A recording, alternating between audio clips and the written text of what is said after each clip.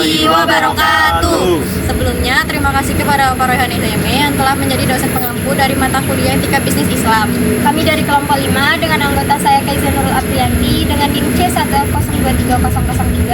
Saya Zoya Nafisa Cahyani dengan NIM C1F023014. Saya Dina Mutahanjani dengan NIM C1F023018. Saya Sultan Negrabona dengan NIM C1F023021. Saya Muhammad Nur Ramadan dengan NIM C1F023027. Pada kesempatan kali ini kami akan menampilkan hasil wawancara di bidang usaha mikro kecil yaitu di Pasmart dengan alamat Jalan Mekarjaya, Kecamatan Sungai Gelam, Kabupaten Muaro Jambi. Tujuan dari wawancara ini adalah untuk mengetahui bagaimana prinsip etika bisnis Islam dijalankan dalam kegiatan usahanya, seperti kejujuran dalam pelayanan, tanggung jawab terhadap konsumen, dan kepatuhan kepada aturan. Semoga video ini dapat menambah wawasan kita semua tentang pentingnya berbisnis secara etis dan profesional. Selamat menyaksikan.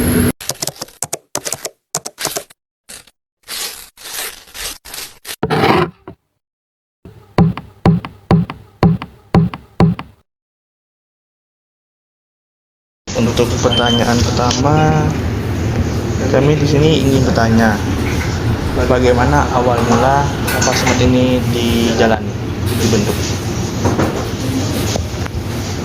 Sebenarnya Pasmart ini dibentuk melihat prospek. Jadi kalau di dalam kota itu kan tingkat persaingan sudah tinggi. Kalau di sini kan belum ada yang istilahnya swalayan, polanya masih tradisional market. Mungkin ini satu-satunya untuk wilayah di sini yang sedikit agak modern market lah. Jadi dia bisa pilih barang yang dia mau tanpa istilahnya minta ke pihak toko. Jadi dia pilih barang yang dia mau ambil dan polanya kan tidak ada tawar menawar. Jadi itu latar belakang bahwa bisnis ini memilih tempat ini ya dikarenakan di sini belum ada. Itu aja. Kalau yang lain sih saya rasa itu bukan alasan, tapi lebih ke arah memang belum ada di sini. Saya kira peluangnya ada, opportunity-nya besar. Itu aja. Kalau lama usaha ini kapan ya berjalan? Openingnya tanggal 20 Desember 2020. Iya. Berarti udah berjalan sekitar 5 tahun. 4,5 tahun. Kalau yang menjadi inspirasi nih, Inspirasi sebenarnya nggak inspirasi sih. Saya latar belakang dari orang retail. Dari dulu saya waktu masih jadi karyawan, ya juga salah satu pembimbing untuk outlet retail, Sampurna Retail Community. Itu dari Sampurna. Saya kan orang Sampurna dulu. Jadi bagaimana bisnis berjalan, dikelola, sedikit banyaknya saya sudah memahami. Itulah awal mulanya mengapa berdirinya usaha ini. Karena skill saya cuma di sini, saya nggak punya skill lain kecuali dagang. Baiklah, Bapak langsung saja pertanyaannya. Pertanyaan selanjutnya, apakah ada tokoh atau pengalaman pribadi yang mempengaruhi Bapak dalam memilih jenis usaha ini? Ada.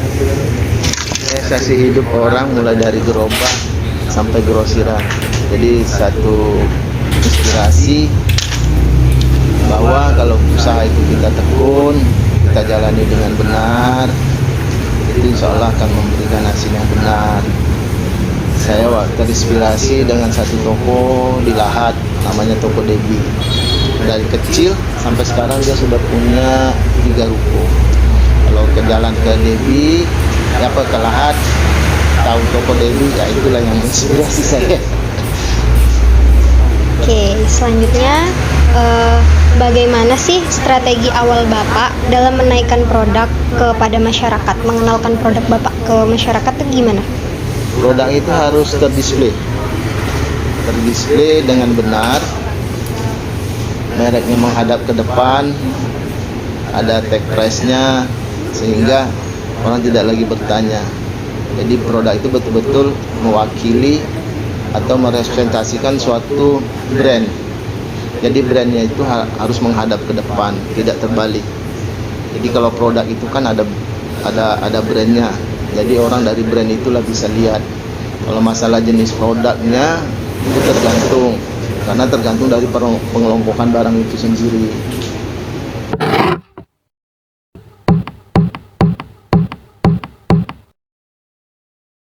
Selanjutnya, apakah ada nilai-nilai penting yang dipegang oleh Bapak dalam menjalankan usaha ini?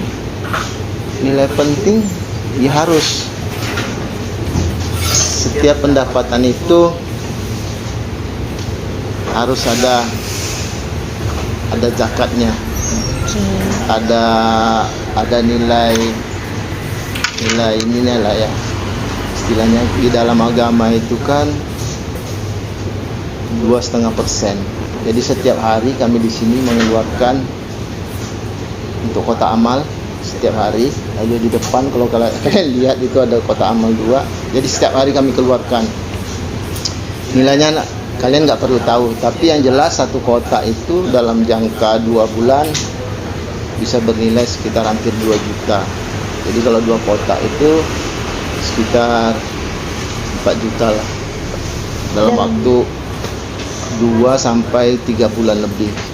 Jadi kita usaha juga harus berbagi, terutama tempat-tempat ibadah atau tempat-tempat sosial.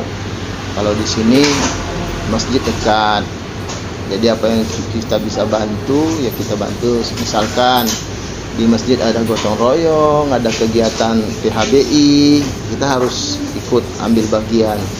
Walaupun nilainya kecil, yang penting kita punya kontribusi. Apalagi?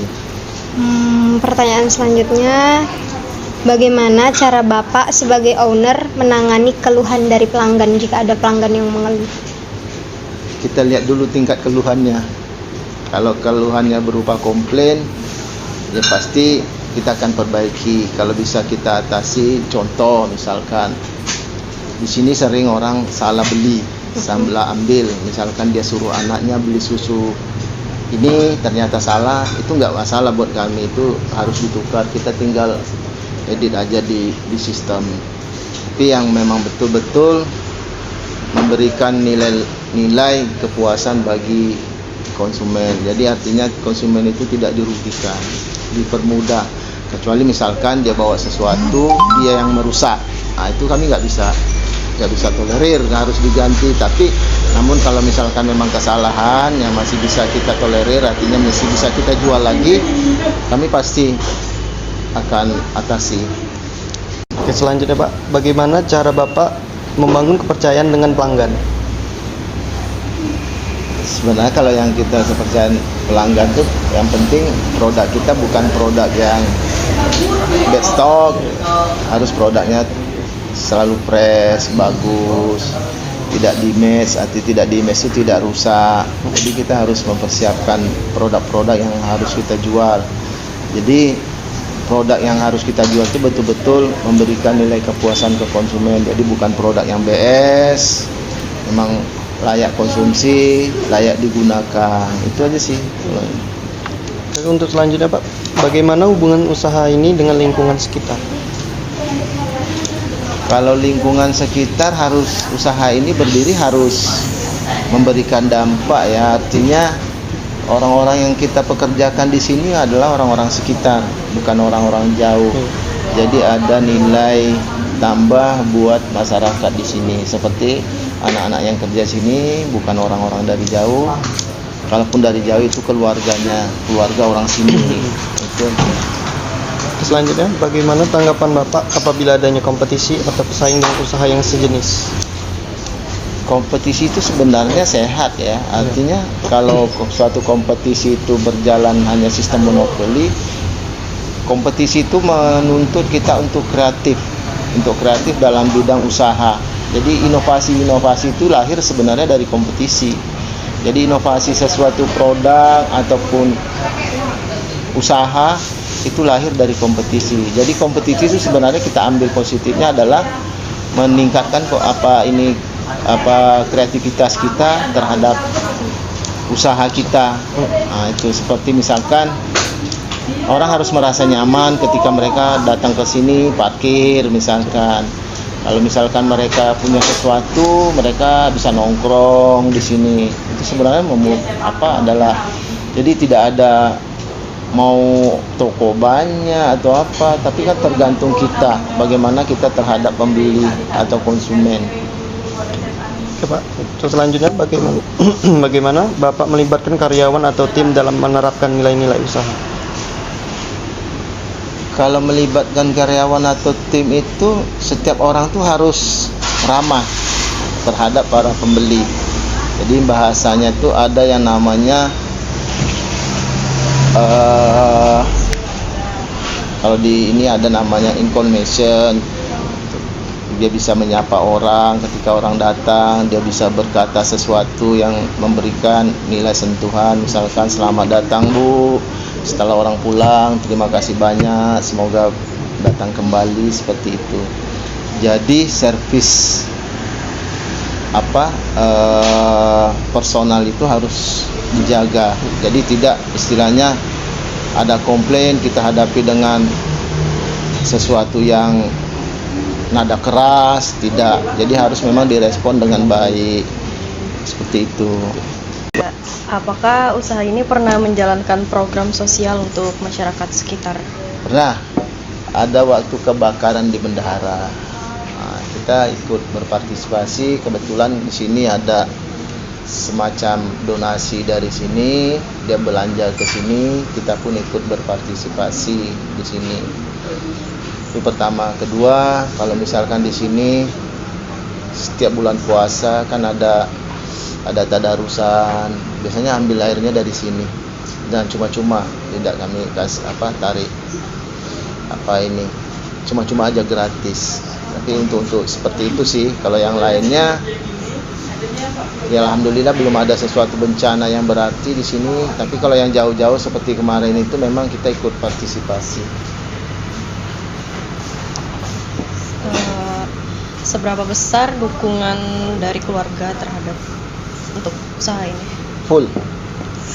Semuanya harus mendukung.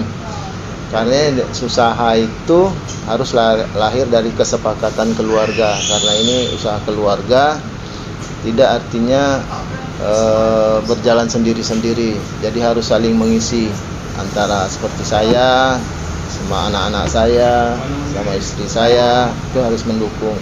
Jadi semuanya itu mendukung. Jadi tidak ada sesuatu, ini kesepakatan keluarga kok berdirinya usaha ini. Untuk teman-teman terdekat juga Semua. Bagaimana cara menjaga konsistensi kualitas produk di sini? Kalau menjaga konsistensi produk itu ada suatu waktu memang yang sudah diatur. Kita checking produk freshness, yang di match kita nggak jual lagi, nggak display lagi. Jadi betul-betul, jadi kalau produk yang tidak layak lagi jual, itu kami nggak akan jual lagi. Jadi memang ikut aturan bahwa produk yang kami jual adalah produk yang layak konsumsi dan layak digunakan oleh setiap end user yang belanja di sini. Seperti itu. Berarti quality controlnya. Iya. Prinsip apa yang dipegang Bapak saat menghadapi tantangan atau ada krisis di usaha ini? Pada prinsipnya adalah usaha itu adalah ibadah. Jadi ibadah itu artinya kita harus memang betul-betul bagaimana kita memperlakukan suatu usaha itu dengan benar, dengan baik, dengan jujur.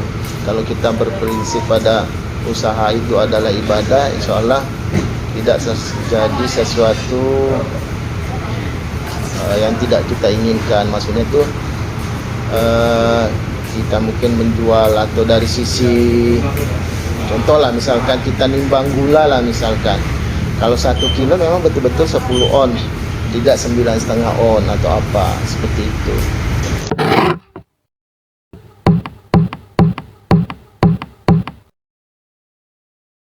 Setelah Bapak menjalankan usaha ini bertahun-tahun, apa pesan yang ingin Bapak sampaikan kepada calon pengusaha muda untuk kedepannya gimana? Sebenarnya kalau mau disampaikan adalah bahwa setiap usaha itu kalau dijalani dengan fokus, dengan benar, itu akan menghasilkan outputnya itu akan bagus. Pun sebaliknya kalau usaha itu hanya dijalankan dengan sekedarnya, outputnya juga akan memberikan hasil yang tidak sesuai dengan yang kita inginkan. Jadi artinya harus memang betul-betul dijalani. Dan harapan Bapak untuk perkembangan ekonomi lokalnya? Dengan adanya usaha seperti ini ya diharapkan di sini juga terjadi kompetisi. Artinya kompetisi banyak akan lahir modern market seperti ini, sehingga di wilayah sini memberikan sesuatu dampak perkembangan untuk usaha retail ini lebih baik lagi. Tidak seperti yang sekarang banyak rumah tapi tidak ada modern marketnya. Jadi masih pola tradisional market seperti itu.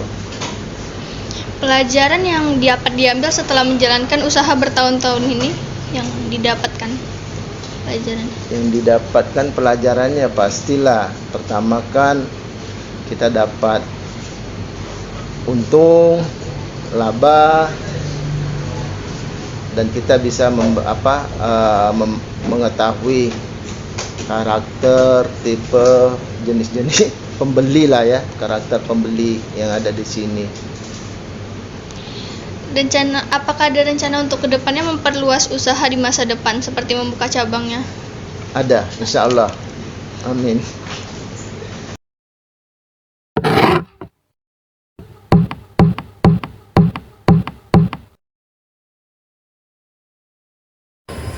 Pasmart merupakan contoh usaha nyata bagaimana sebuah bisnis dapat tumbuh dan berkembang dengan tetap berpegang teguh pada prinsip-prinsip etika dan nilai-nilai keagamaan.